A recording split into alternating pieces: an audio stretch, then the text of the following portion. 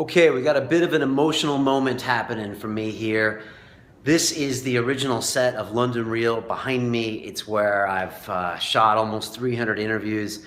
I remember very distinctly building this desk 3.5 years ago.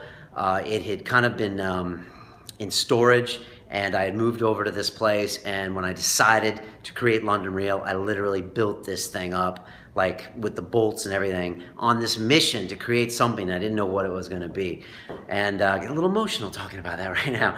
And but it's time to move on. It's time to kill your darlings and crush your heroes, and it's time to move on. So we're going to be having the new set, which is going to be behind me here, which is what we've been working on. That's a newly painted wall. It looks nice, doesn't it?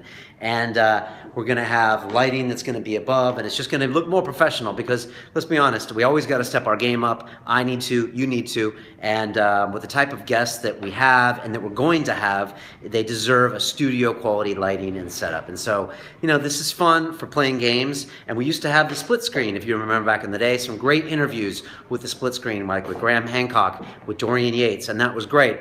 But even at that time, I realized that I had to step my game up and go to single person, single camera, and start making it, you know, a little bit more like, you know, a movie or a television show.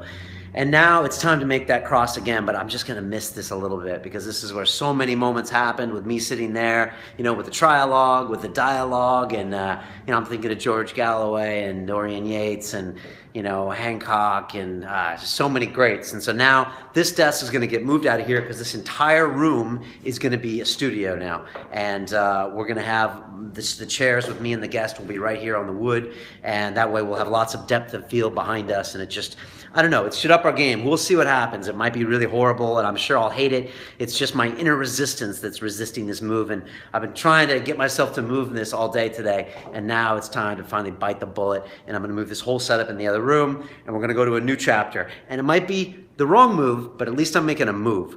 And that's what you got to do sometimes, is you got to make a decision, because not making a decision is the worst decision you can make. So sometimes you just got to make a decision, and then you can learn from that decision and learn from the next one and learn from the next one.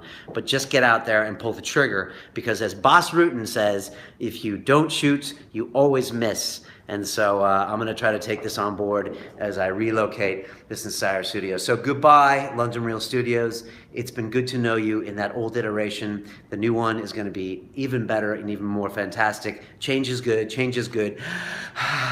Breathe deeply, and everything's going to be okay. Peace.